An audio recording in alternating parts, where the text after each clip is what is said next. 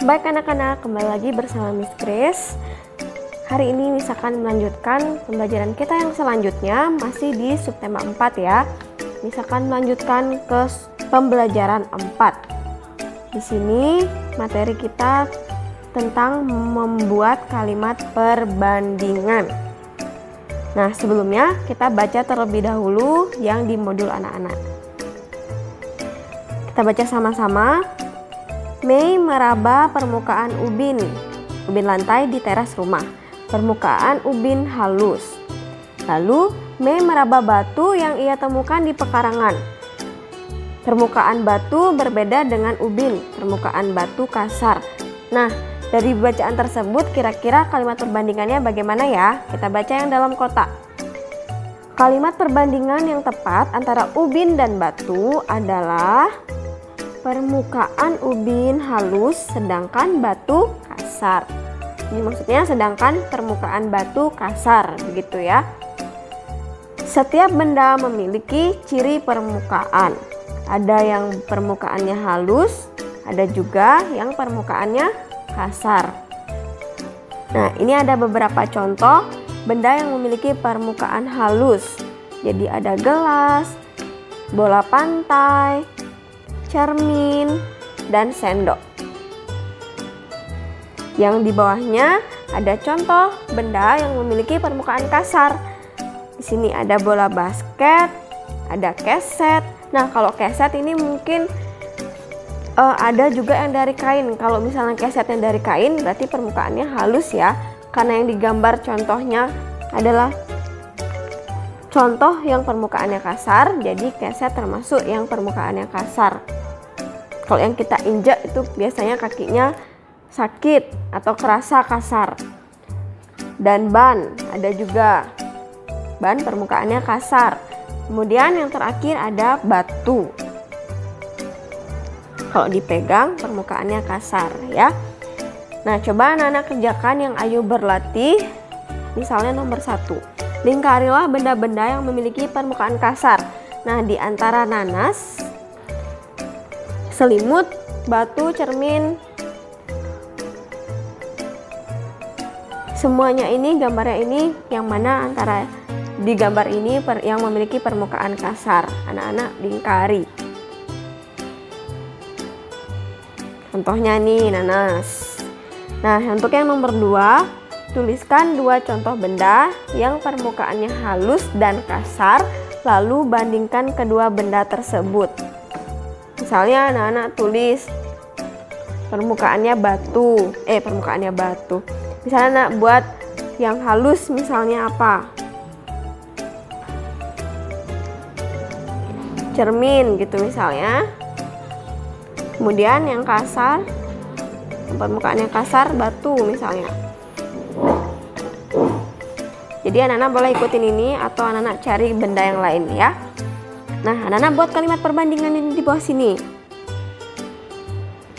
Misalnya seperti tadi, cermin, permukaan cermin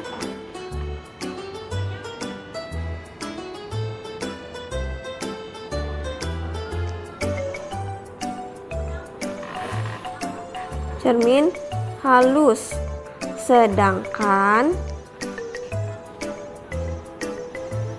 batu kasar. Ya, gitu ya. Boleh juga anak-anak buat yang lainnya. Nah, untuk yang ini kita lewatkan saja ya, tidak perlu.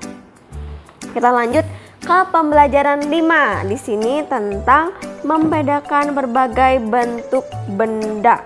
Kalau tadi permukaan benda, sekarang bentuk benda. Kita baca terlebih dahulu. Komang mengelap kaca jendela.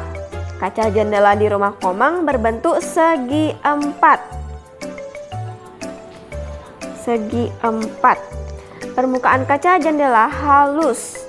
Jonas menyikat ban mobil. Permukaan ban mobil kasar. Ban mobil berbentuk lingkaran. Nah, kita dapat membedakan setiap benda berdasarkan bentuk dan permukaannya. Jadi ingat, Kita dapat membedakan setiap benda berdasarkan bentuk dan permukaannya. Kalau bentuk itu seperti tadi, ada yang segi empat, ada yang lingkaran. Kemudian kalau permukaannya ada yang halus dan ada yang kasar. Sekarang di keterampilan kinerja portofolio, mengelompokkan benda berdasarkan ciri-cirinya. Ciri-cirinya yang tadi, misalnya permukaannya halus atau kasar, atau bentuknya lingkaran atau segi empat. Miss kasih contoh satu ya di sini. Misalnya cermin seperti tadi.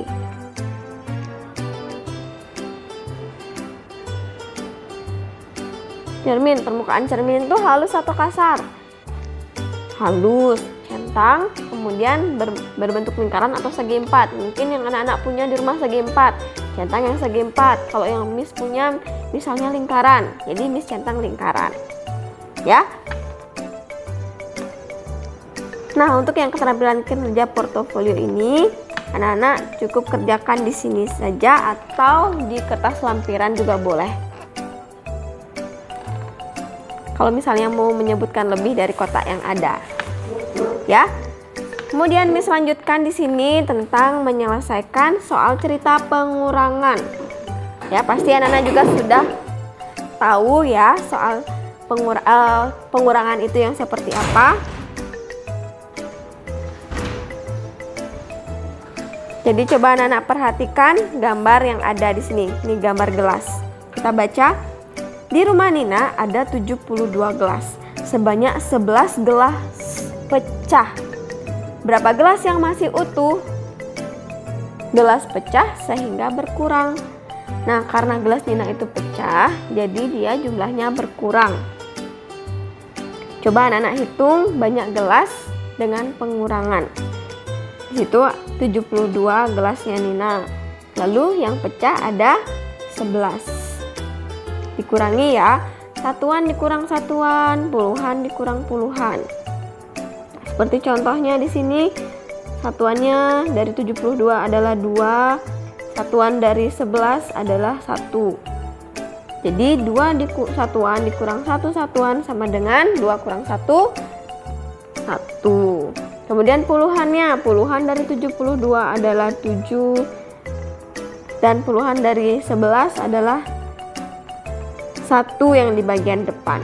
Jadi 7 puluhan dikurang 1 puluhan sama dengan 7 kurang 1 sama dengan 6. Jadi 6 puluhan. Jadi hasilnya banyak gelas yang masih utuh adalah 61 gelas. Jangan kebalik nanti ya. Jadi 16. Jadi puluhannya dulu ditulis baru satuannya. Kalau ngitungnya baru dari satuan dulu baru puluhan. Nah, di sini ada ayo berlatih. Sekarang coba anak-anak kerjakan ya. Yang A sampai yang D. Misalnya yang A. Di kelas Nina ada 56 kapur tulis. Sebanyak 13 kapur tulis sudah digunakan. Sudah digunakan berarti dikurang. 13 banyaknya.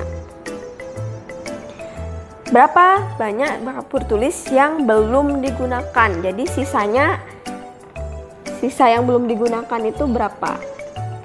Nah, tinggal anak kurangi 56 kapur tulis dikurangi 13 yang sudah digunakan. Ingat, satuan dikurangi satuan, puluhan dikurangi puluhan. Berarti 6 dikurang 3 berapa? Coba dihitung. Jarinya siapin 6, hilangin jarinya 3. Sisa berapa jarinya? 3. Jadi 6 kurang 3 adalah 3 ya. Kemudian 5 kurang 1. Jarinya tunjukin 5. Lalu dikurangin 1. Ada sisa berapa jarinya? Iya, 4. Jadi kapur tulis yang belum digunakan itu anak-anak tulis ya. Jangan jawabannya aja, kalau soal cerita harus ada cara mengerjakannya.